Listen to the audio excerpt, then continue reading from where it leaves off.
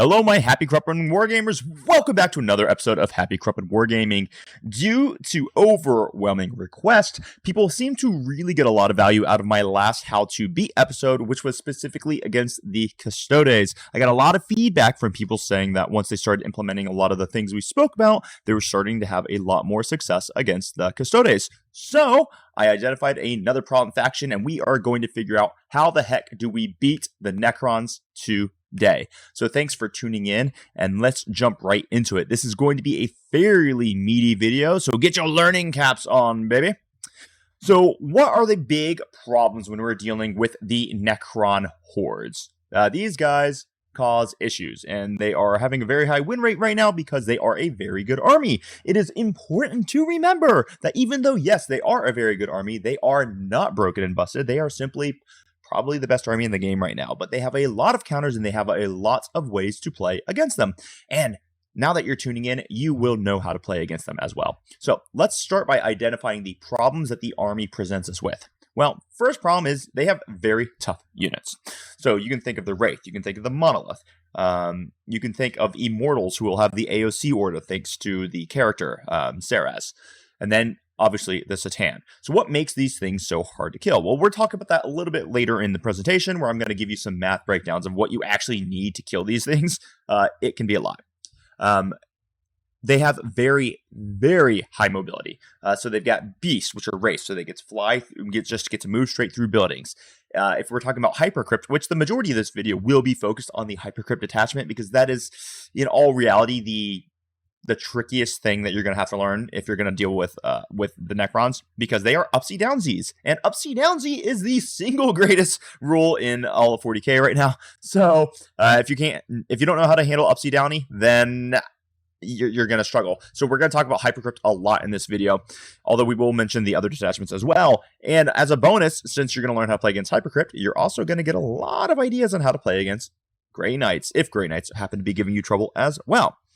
So they've got things that can move through walls. They get to teleport all over the place, and they have access to scoot and shoot. And if you don't know what I mean by scoot and shoot, that means that after the unit shoots, they get to move. So we call it shoot and scoot.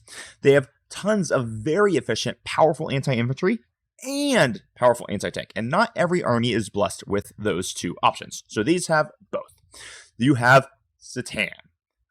Satan are a problem, and they're a problem for everyone, which is why a lot of times when you look at meta, and when we use the term meta, all we're referring to is what is the overall theme of armies that you're seeing in competitive 40k. That is the meta. So currently the meta is teching to kill Satan, because Satan are problems, and if you can't handle Satan, you can't beat Necrons. So it's a big, big deal. And then the last one, which is probably a very highly overlooked ability, and for some of you guys who are really getting into competitive, but you're not quite at the higher levels yet, what you might find very intimidating is the fact that Necrons have the ability to basically just start the game with 35 points on secondaries, because they have a 3-inch deep strike stratagem, and they can drop a 30-point unit just to drop with a 3-inch deep strike into your backfield. They can score 3 points on behind enemy lines and 5 points for deployed teleperformance, and there's really nothing you can do to stop it. So they have extremely powerful on-demand secondaries, which you will have to consider when you're playing against Necrons. So these are the problems. And what are their weaknesses? We'll just generally go through these weaknesses. So they've got generally lower armor saves, and the army itself is fairly weak into damage 1 weaponry. They've got poor access to effective melee units. They do have some, and their Satan are beast, no doubt about it, but their melee is generally weak now. They also have fairly low OC outside of their warriors. Their warriors have very high OC, and some armies will just struggle to kill a 20-man blob of warriors. However, if you can, that's going to be a problem for the Necrons because their OC values are not the best, and they are also very expensive. They do have some ability to compensate for this because they can have like scarab swarms, and they can have individual locust destroyers, which can be like a 30-point individual unit. So they do have some flexibility with cheap units for screening purposes, but all of their units that actually matter are quite expensive, and they are a very elite army. All right, so let's dive really deep into it here. So this is the problem number 1, which is tough. So we gotta sink our teeth into this and figure out exactly how we break through the toughness barrier. So we need to be able to deal with feel no pains and half damage. every single Satan that they're going to have is going to be half damage with a 5-up Fiona Pain, with a 4-up Invuln, and T11. That is a problem, because if you're shooting all of the anti-infantry guns, which you're generally excited about when it's damage 2 or so, it's all only damage 1. It's going to be an issue. We also need to be able to completely wipe units, because Necrons heal. Every single command phase, every unit on the battlefield will heal D3 wounds. If you are infantry units, you're going to resurrect said models. If you are the whatever, like bigger units, you're just going to heal by that, which is very, very strong, especially when you stack it with some of their characters' abilities, a Technomancer, for example, which can also heal them by like 3 wounds or resurrect some models. So there's a lot of healing. So if you leave a Satan alive on 2 wounds, it rolls a 3, suddenly it's on 5 wounds. And if you don't have the firepower to handle it again because you only had 1 shot, you can be completely screwed. So you have to understand that with Necrons, you need to kill them. It's actually kind of similar to the concept of going against Custodes. You know how I say you never split fire against Custodes? Well, it's actually fairly similar into Necrons. You kill the unit. Don't like split fire. Don't try to plink damage everything away, because all those wounds are coming right back. So kill the model that you're trying to kill. So what we need to do, understand, and I'm going to show you some stats here in just a second. We need to understand exactly what we need in order to make sure that they can't resurrect and all that. We need to understand models which resurrect, which keeps firepower up and OC up. So you have to kill everything. All right, let's look at these stats here. Sorry, that was a little confusing. So we're going to look at these stats now. So second part of tough. Here is a 6-man raid squad with a Technomancer. So what this does, this is a six models, and they all have 4 wounds each with a toughness of, I think it's 6. They have a 4-up Invuln, and the Technomancer gives them a 5-up Feel No Pain. This unit is hard to kill. How hard? Well, let me explain how hard it is. So what I did is I rolled the stats of a 10-man Death Company unit. This is one of the more killy units in the game right now. And I decided to figure out how many rates can a 10-man unit kill. So you're going to get 40 Power Fist hits. Now, these things are re-rolling hit rolls. And let's pretend I'm also going to spend a CP to give them lethal hits and +1 to wound. And their Power Fists are at strength 10. So they're hitting on 3s with full rerolls to hit.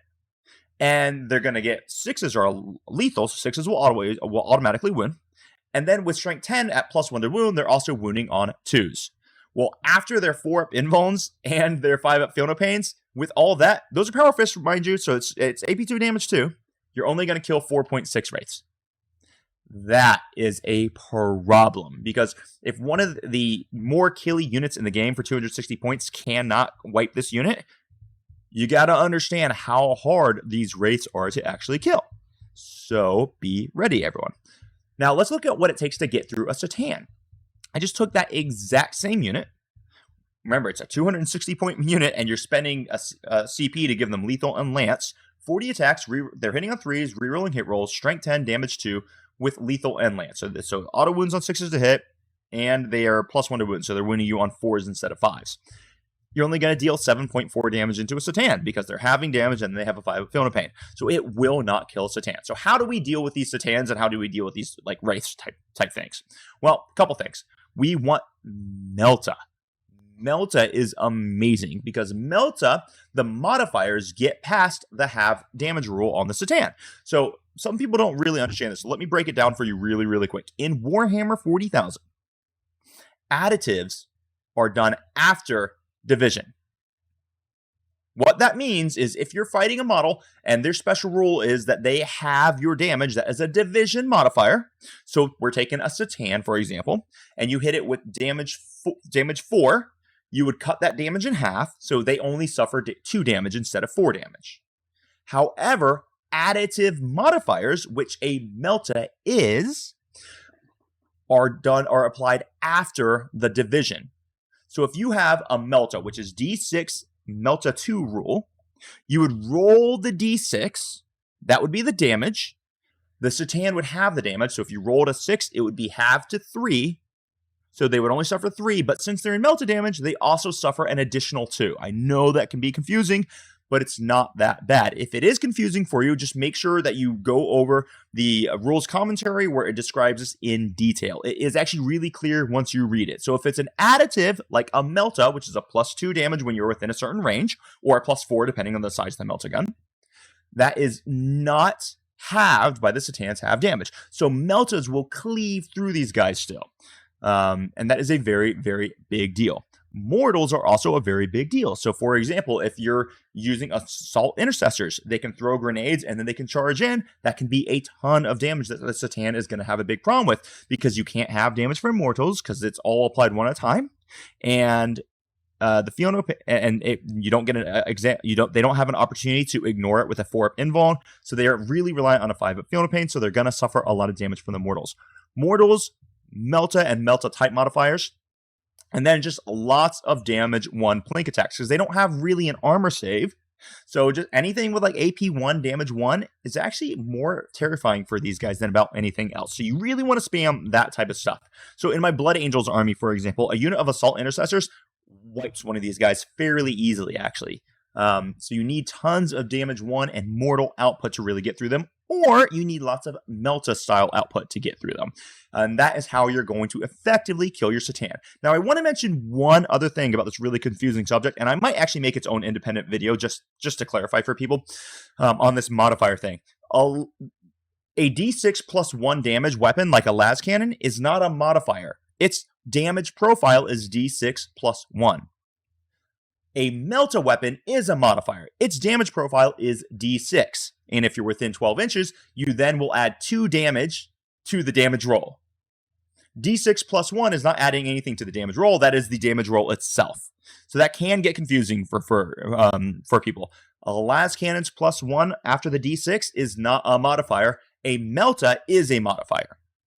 I'm going to make my own video specifically on that, just to clarify for you guys who are still struggling. So that's how we deal with the toughness problem. All right. Let's look at this problem number 2. This is mobility. And I'm going to go on TTS after I describe this. So I'm going to show you exactly how all this mobility stuff works, because it is a problem to handle. Trust me with that. All right. So essentially, you've got a bunch of different things that the Necrons are going to be able to do here. So the Chronomancer is going to give shoot and scoot. That's going to give them move 5 inches after they shoot. So if you have a unit of trash that you don't want shot, well, just know that the Necron player is going to move his models, he's going to shoot it, and then he's going to move back into safety. So baiting them can be quite challenging, because they have the ability to move again so that they don't have to expose themselves to kill your models. So just be aware of that if they're running the Chronomancer. He will also give them -1 to be hit, which is also kind of a big deal, but it's the scoot and shoot is the big problem. So Hypercrypt specifically, and Hypercrypt is the big issue with Necrons right now.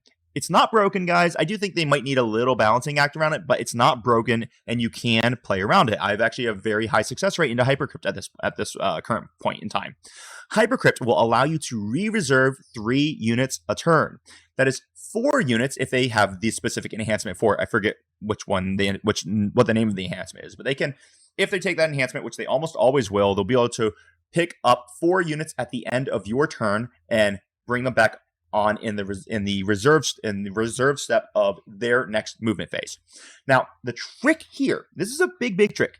Necrons, by and large, do not have the deep strike keyword. So these models will have to be largely arriving via strategic reserves. And because of that, you can screen it, because you cannot come in from strategic reserves in turn 1, and you cannot come in from strategic reserves within your opponent's deployment zone in turn 2, which means the real mobility doesn't really start until turn 3 and 4. Now, they do have ways around this, because they've got a few models with deep strike. Take it like Deathmarks, although that doesn't really matter, but Deathmarks have deep strike, for example. And then you also have a enhancement that can give a unit deep strike. That will typically go on a Locust Lord leading heavy destroyers, which I'll explain in a little bit, because when we get to damage, because it is, oh my gosh, disgusting. But they also have a really amazingly powerful stratagem, which you see in other factions as well, which will give 1 unit a 3-inch deep strike once per turn. That is very powerful, and it overrides the strategic reserve. It lets people drop anywhere on the battlefield. Now, this can be used on a C'tan. This can be used on a Immortals unit, or, and the way it is used a lot of times in Hypercrypt, it can be used on a Monolith, which leads us to another issue. Monoliths. Or I don't want to get ahead of myself. We'll get to monoliths in just a moment. Now, so they have lots of movement shenanigans. Then we have and I'm going to show all of that on TTS and how to counter it, by the way. So now, model resurrection is a really big deal. This will allow for units to steal objectives because it happens in the command phase. So if there is an objective and you out OC him by 2, and they roll a D3 and they get 2 Necron warriors back, they steal the objective and they will score it. You have to be aware of this. Once again, one of the main reasons why you have to kill the units. You do not want to cause plink damage. You want to kill the units. Wraiths are... This is, let's talk about monoliths first. Monoliths, they will oftentimes use the 3-inch cosmic entity, I believe, is the name of the stratagem, in order to give a 3-inch deep strike to a monolith. Now, the monoliths have a very special ability, and it's called Eternity Gate, which is insanely powerful. And what it will do is it will allow you to teleport any one of your infantry units wholly within, I think it is 6 inches of the monolith, but outside of engagement range of enemy models. Now, when you use this monolith's ability, it does not count as a fallback for the unit. So you can easily get things out of engagement, which means they don't have to take desperate escape test if they are battle shocked. It means they can still shoot. It means they can still charge. It is actually pretty dang scary. So you need to be really, really careful when looking at this. Now, there's a combination that I'm going to explain to you right now, which is actually very scary. Wraiths are beast. But when they're led by a Technomancer, the unit gets the infantry keyword. Arg! So guess what? If you have Wraiths that are just hanging out, they can be picked up and teleported wholly within 6 inches of the monolith and outside of 1 inch of the enemy's deployment zone. And that is a very, very big deal.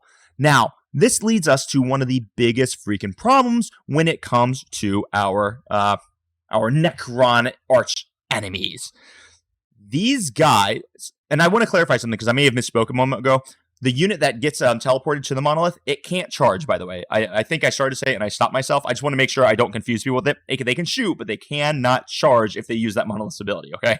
Let me be really, really clear. So people are going to put it in the comments, and I appreciate you guys looking out, but no, you can't charge if you do that. Anyway, the biggest issue with Necrons is that you can't stage against them.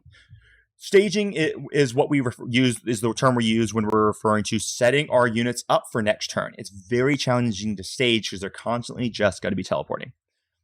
So what is the key to teleport control? I'm going to talk about the keys to teleport control, and then I'm going to show you it on the TTS view so all of you can dominate this match. All right. We've already spoken about only a very few units have the deep strike keyword, and most units are going to have to come in using strategic reserve.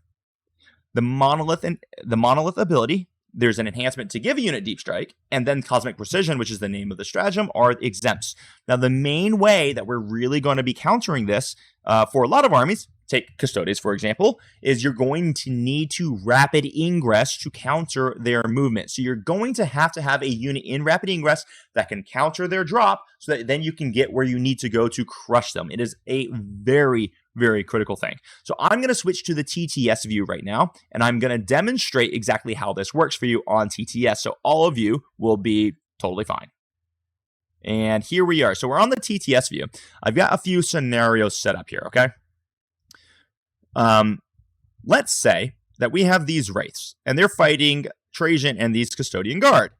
And because Trajan and these Custodian Guard are awesome, they kill the Wraiths. And the Necron player does not want to stay in combat with you. Well, what he's going to do is he's just going to say, yoink, and he's going to teleport them wholly within 6 inches of the beautiful monolith. So he can easily escape. So that is one of the ways that they will utilize the monolith's ability. They'll use it to escape uncomfortable situations where maybe they couldn't fall back, or they don't want to fall back with a desperate escape. So it is a very good ability. Now, let's talk about this monolith here. This guy, he's almost always going to require using the 3-inch deep strike ability. Cosmic precision, I believe it was. And here's why. Because I have one little prosecutor right here. And this girl, if I'm not mistaken, is 12 inches away from the corner, and this monolith cannot deep strike here. You can tell because of where my circle is. So this is a 3-inch aura on her, and that monolith cannot deep strike there, even using 3 inches.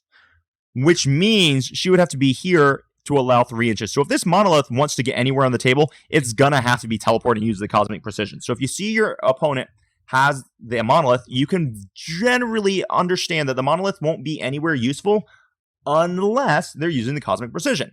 Now, it is worth noting that the monolith can be useful here because it has the towering keyword, so it doesn't have to be wholly within this terrain to see. So it can just touch right here, and it can still shoot these guards, which can be very scary, and I'll talk about it when we get to the damage.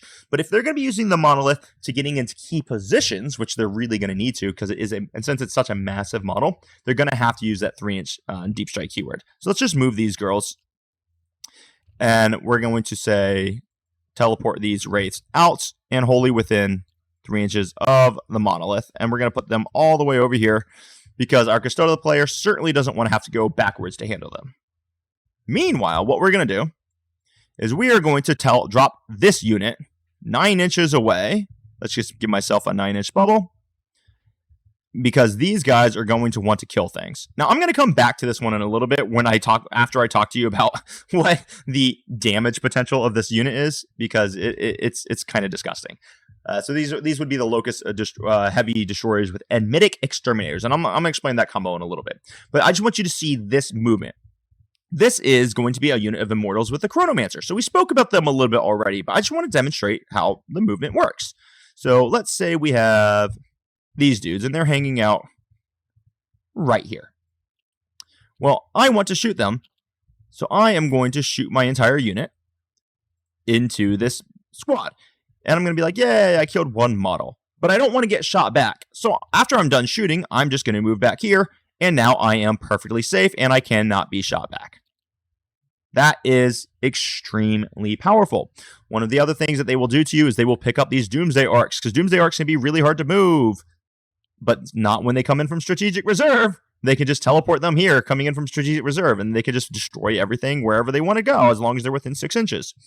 Now, you need to understand, as the player against the Necrons, is that Strategic Reserve requires them to be wholly within 6 inches of a board edge, which makes it very easy to screen out. So, you can't really do anything to screen out the 3-inch deep strike, this 3-inch deep strike ability, but you can screen out these very, very obnoxious Strategic Reserve units. So let's say I had an assassin, or better yet, let's say we had Sisters of Battle over there. And I am very, very concerned about my opponent teleporting his 2 Doomsday Arcs here, because if he does that, he's going to annihilate my guys that are in the middle. So all I'm going to do to put an end to that nonsense is I'm going to put my 40-point unit of Prosecutors here, and then suddenly my opponent cannot come out of Strategic Reserve right there, because they have to come out 9 inches away. So this is the only line that they could get. They could come over here, but even here, they still won't be able to draw a line of sight. So you can easily control where they come in from Strategic Reserve, which is going to be the majority of the army, and keep that in mind. The only thing that you can't really stop is the 3-inch ability, and then they will get a deep strike. That's going to be very challenging to, from one of their enhancements. That's going to be very challenging to deal with. One really important thing to note is that if they're using their Satan with a 3-inch deep strike ability, the Satan cannot charge. So you don't generally care if the Satan are going to be using the 3-inch deep strike, because they can't really charge if they do that. It's just they will shoot, and sometimes their shooting can be a little bit scary, but the 3-inch deep strike's almost always going to be on the monolith or a really, really important like Doomsday Arc or something of the sorts. So just be aware of that. Okay, I'm going to come back to this board in a little bit when we go over some damage, just so I can really illustrate for you exactly how disgusting it is. So let's head back to the PowerPoint, and I'll just click this button. And we made it back. Hello! Welcome back. Very exciting. All right, so problem number 3, and then we're starting to wrap it up, guys. I know this video's gone on a little while, but I find it very important so that you guys can actually continue enjoying the game while you know that it's going to be a tough matchup. It's 100% a possible matchup that you can be doing well in. So let's find it out. This is problem number 3. Necrons have very powerful anti-infantry and anti-tank. Immortals. They're going to have 20 attacks. They're going to be probably critting on 5s with sustain 2, with reroll to hit and reroll to wound of 1. And if you're on the objective, it's going to be full wound rerolls. If they're within the range of Illuminator Saraz, which is one of their characters, which you'll see a lot, they will be having a blip of AP with strength 5 on that. It is a lot of damage. It is a shocking amount of damage. So sustained hits 2s on 5s is no joke. They get the sustained hits 2s on 5s because they're going to have, I believe it's the Plasmancer, which will give them critical hits on 5s. It is a very powerful combination that will cause a ton of anti-infantry damage. If you're an infantry-heavy army, that will slap you. Let's look at the Locust. So you can have Locust Heavy Destroyers, and they have flat damage 6 with AP 4. It's very, very good. Or they can take the Enmitic Destroyers. Enmitic Destroyers are very, very powerful because it's rapid. It's 36-inch range, and it's rapid fire. So it's 18 inches for the rapid fire. So you're going to have, on average, there's going to be about 36 shots. And it's going to be sustained 1. It's going to be an AP 1. Now, if they're led by a Locust Lord, I'm just telling you the combo here, it's also going to be lethals on 5s. Because the Locust Lord is going to give them lethals, and he's going to give them crits on 5s. So it's going to be lethals and sustained on 5s with 36 shots. He's probably going to have the enhancement that gives you deep strike and reroll hit rolls on the turn that you deep strike. So it's all going to be re-rollable. You're going to have something like 50 plus hits off of this, and you're going to have an automatic 20-ish wounds. It's gross. And then you also get to, roll the wound roll with strength 6 AP 1, which is generally wounding infantry on 3s or 2s anyway. This unit will pick up mostly any infantry squad in the game. So you need to really be very, very careful with the amount of damage that can come out of this thing. Please respect it. It is shocking. Then we have the Satan. And when we look at the Satan stats profiles, you can look at, say, the Nightbringer. The Nightbringer has a sweep attack that is going to be, I think it's strength 8 at AP 2 damage 2 with 14 attacks hitting on 2s. He's going to slap straight through any infantry unit that you're going to run into. He also has a strike profile, but it's only maybe 6 or 7 attacks. So the Satan are really, really scary. But if you have a good tough unit that has a good invuln and a field of pain, a lot of times you can survive. But I wouldn't recommend stat checking them because they have the ability to slap through you. The Void Dragon is going to have sustained hits on his attacks. It's just, they do a ton of anti-infantry, anti-elite infantry, and a ton of anti-tank damage. It is shocking the amount of damage these guys can do. So you have to be ready for Satan slapping you. You have to have a plan to deal with Satan. Every single army can do it. And perhaps I will make another video specifically on every army's greatest solution to Satan. But I want you to be aware of how hard a Satan slap and how tough they are so that you can be prepared in your list building for them. Let's talk about the monolith damage output, because you're going to see a monolith a lot now, which I love, by the way. I think it's great that we're seeing monoliths because Necrons are actually interesting to play, and that's really cool. So the monolith will have 4 attacks with his Doomsday Cannon. They'll be at strength 12, d6 plus 1 damage, and they're hitting on 3s. But it's sustained D3. So it has the ability to spike really, really hard, and that can actually be a very, very gross weapon, which can really ruin your day. If I'm not mistaken, I believe it is actually going to be at AP4 as well. It is AP4, so it's better than a las cannon because it's AP4, it's not AP3, which is also pretty dang disgusting if you really think about it.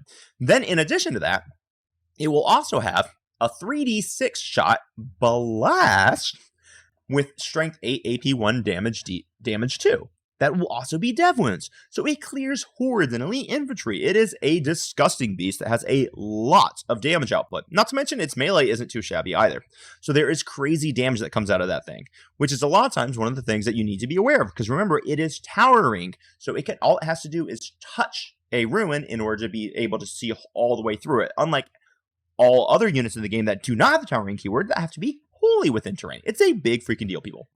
And then lastly, let's look at the DDA. It's got D6 plus 1 shots and blast with strength 18, damage 4, AP 4, and it gets dev if it's standing still. It also has some menial anti-infantry shooting as well, which we're not really going to worry about. So these things actually slap. They hit really, really hard. They've got the 4-up invuln. So you do not want Necrons drawing a bead on your elite infantry or your vehicles because they will punish you. Not to mention they have the mobility to get their anti-infantry into you. So how do we handle this? How do we survive problem 3? Well, to be fair, a lot of Warhammer is basically figuring out how do you survive all the damage, because every army has lots of damage output.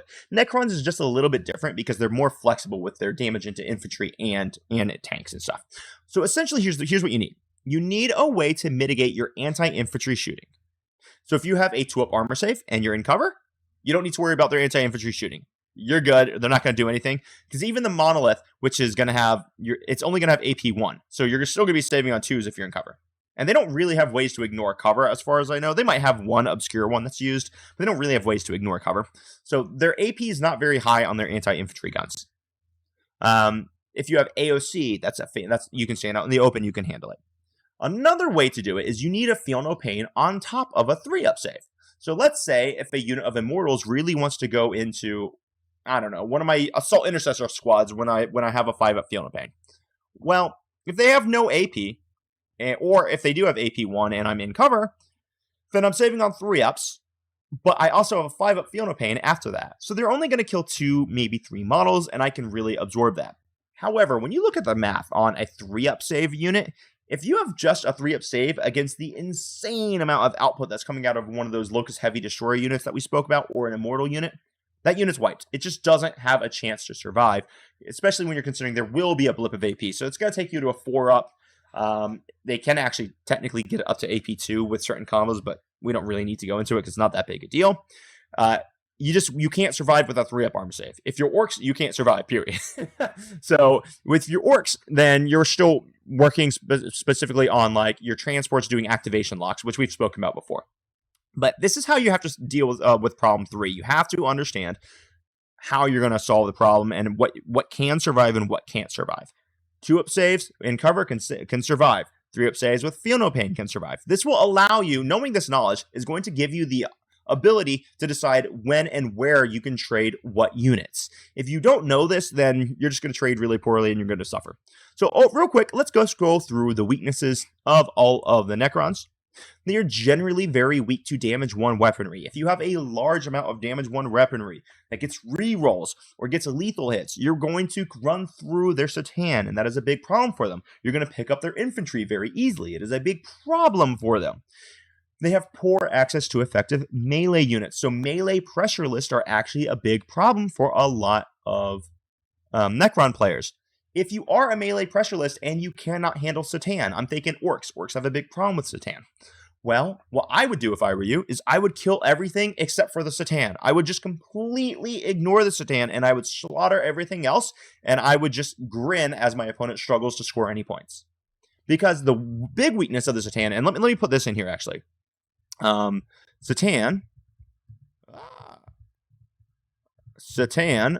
only move 6. They are slow. Yes, they can teleport and they can go for those 9-inch charges, but if they use the 3-inch deep strike ability, they can't charge. So they are actually very, very slow. A lot of times you can just run around the Satan, and this is a very viable strategy if you can't deal with them. Remember, one of the golden rules about Warhammer is if you can't deal with it, don't. It's when you try to deal with things that you know you can't where we really run into issues. So Satan only moves 6, and that is a very important thing to remember as you're playing. Generally, they've got very low OC outside of warriors, so you can very easily out-OC them on most objectives, most of the time for primary denial, and they are expensive. Once you get into them and you start killing their units, they drop off immensely because they do not have the board presence. They can't be sacrificing units to go do their secondaries. If you're playing against Necrons, you're going to want a unit of infiltrators because that'll stop the 3-inch deep strike. That'll stop the a lot of the nonsense. And if you don't have infiltrators, you're going to want something with a 12-inch deep strike denial bubble. If you don't have it, you're going to need a lot of bodies to be able to screen the board. You want to screen the strategic reserves specifically. Let me go back to the TTS board real fast just so I can, because you have to understand this. If you get this point, you're going to be totally fine.